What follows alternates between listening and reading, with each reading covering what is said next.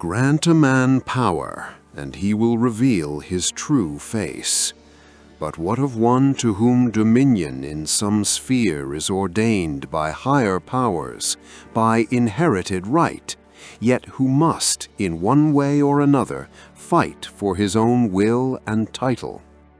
Not every heir of a noble lord is fit to battle for a crown, but even fewer are prepared to struggle for freedom and pure love.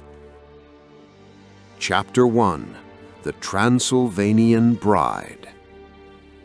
In every corner of the world, there have always existed little-known lands where human foot has seldom trod. Yet sometimes there arose territories where small clans of families revived, free to live by the laws of nature rather than by the statutes of any nation. Such people were often called hermits, but is everything truly so clear-cut? Aldebaran was a small yet proud port city-state with its own history and an independent governing clan. In days gone by, this territory had been a tiny, stifling village, possessing only a modest fortress for defense and a few hundred souls whose existence depended on the whims of the Hungaro-Roman lords. But in time, all changed. From the early 17th century onward, the little village won respect among its neighbors, forged countless trade routes, established profitable administrative ties, claimed coveted lands, and grew into a splendid city, ruling over several regions, villages, lakes, and forests.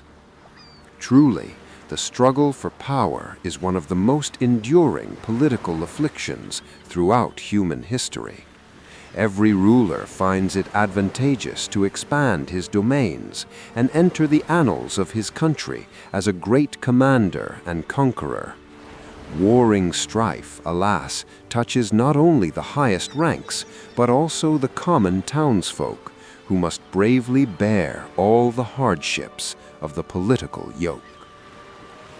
To settle international feuds, seasoned diplomats have long devised an excellent gambit: a woman as collateral.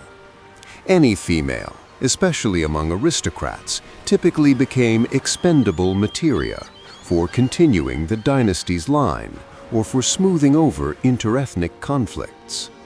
It was a quiet, carefree morning in 1690 in Aldebaran. The sea's surf gently rocked the pier of the small state. The wind carefully wound around the treetops, scattering the fading lilac petals across the city. At dawn, the shores filled with fishermen and laboring dockworkers, loading diverse goods for sale to neighbors beyond the sea's abyss. Seagulls greedily swooped over the peasants' heads, hoping to snatch a morsel stolen from the fishermen, while ships of various sizes, setting sail from the shore, proudly spread their colorful sails. Two 11-year-old boys eagerly made their way to the pier by roundabout paths. One carried a fishing rod, the other bore several bundles of cheap cloth in his pockets. Drawing near the water, they climbed onto a small rock washed by the sea's surge. Settling into a comfortable seated position, the one with the rod immediately cast his line into the sea. Sam, are you sure the eclipse will happen today? Ruslan asked cheerfully, waiting for a catch.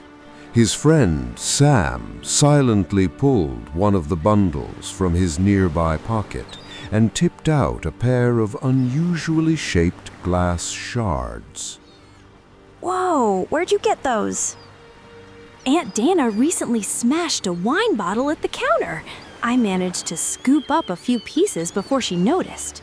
Sam replied, holding a fragment of the former vessel to his eye, then gazing intently through the shard at the rising sun.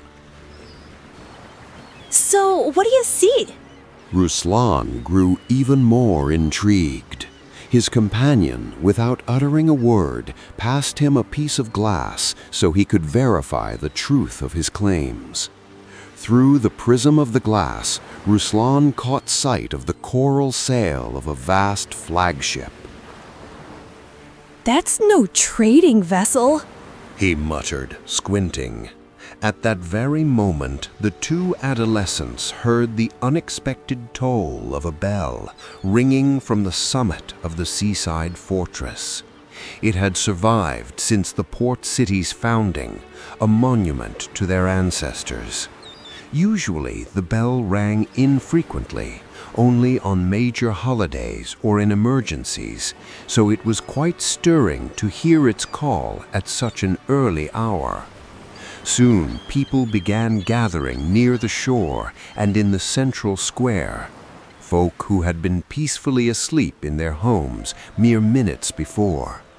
Most knew of the important guest's arrival, so a торжественный welcome had been arranged in advance.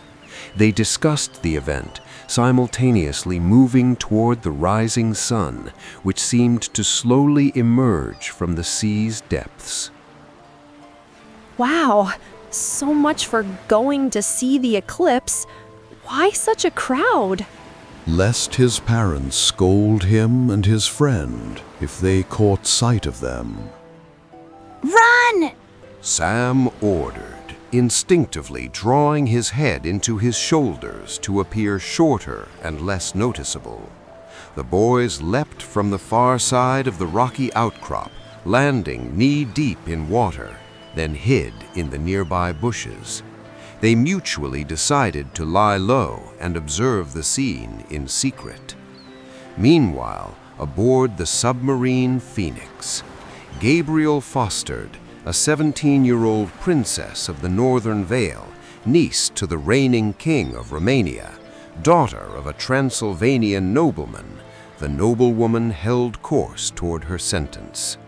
She stood silently on the ship's deck, admiring the picturesque view of her homeland's rocky waterfalls and mountains, which receded further from her with each moment.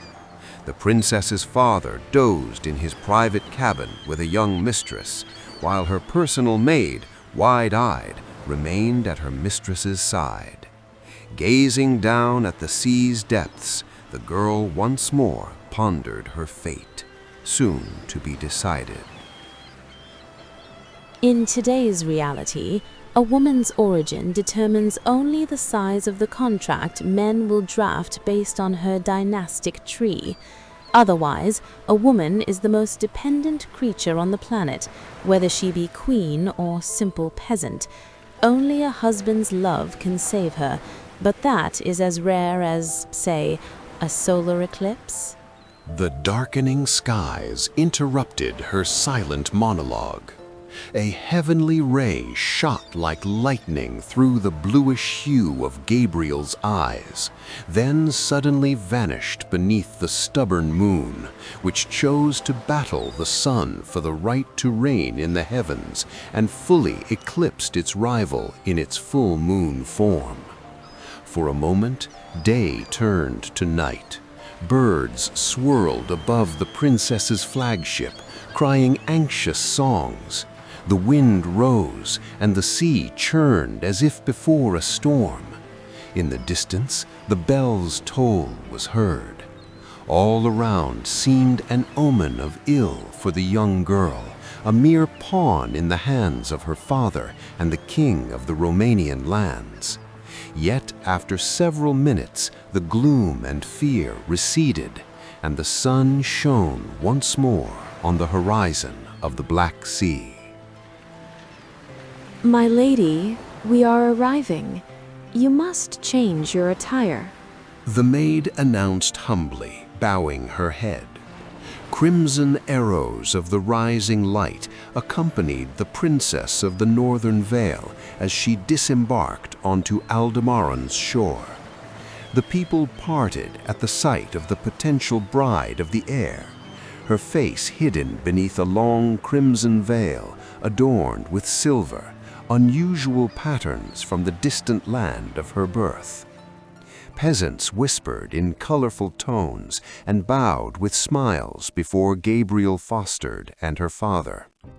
Simple men doffed their years-worn caps and awkwardly inclined themselves, periodically glancing curiously at the stranger. The women paid more attention to the manners and costly fabrics that shimmered elegantly under the sun's weight on the young lady's form. Besides the common folk, one of the representatives of the ruling family of these parts had come to greet the guests from the northern lands, accompanied by a dozen horsemen serving as guards. Greetings, my lady. My name is 𝔎𝔦𝔫𝔤𝔰. I am an aide, military advisor to the ℜ𝔢𝔦𝔠 dynasty. Your carriage awaits. Thank you. Gabriel replied composedly, then wordlessly proceeded to the gilded carriage, paying no mind to the future subjects who had come early in the morning to welcome Her Highness. Unlike his reserved daughter, the young lady's father took the time to address the people, who had been perplexed and faintly outraged by the princess's cold demeanor. He greeted the townsfolk courteously and distributed small gifts of national sweets. In this way, he managed to smooth over the rough edges left by the bride-to-be's distant manner. In his thoughts, Henry forgave his daughter's lapse, understanding the feelings she must have been enduring. Yet he found it hard to imagine what might have transpired had he not intervened with his gestures of goodwill. Gabrielle is still too young to fully grasp the weight of her actions, he reflected then.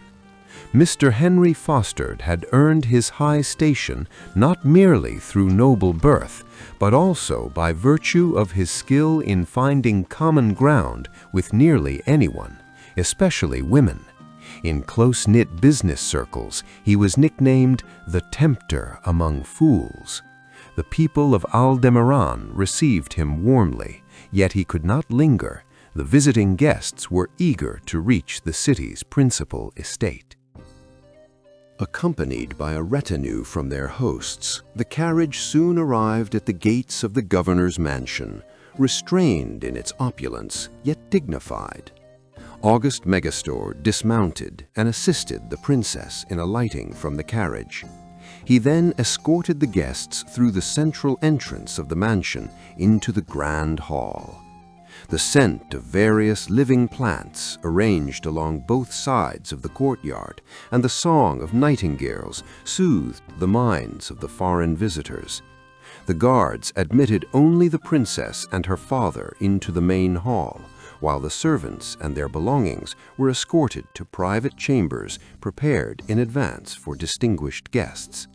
At last, the oak panoramic door creaked open with a resonant groan, revealing itself before Gabrielle's eyes.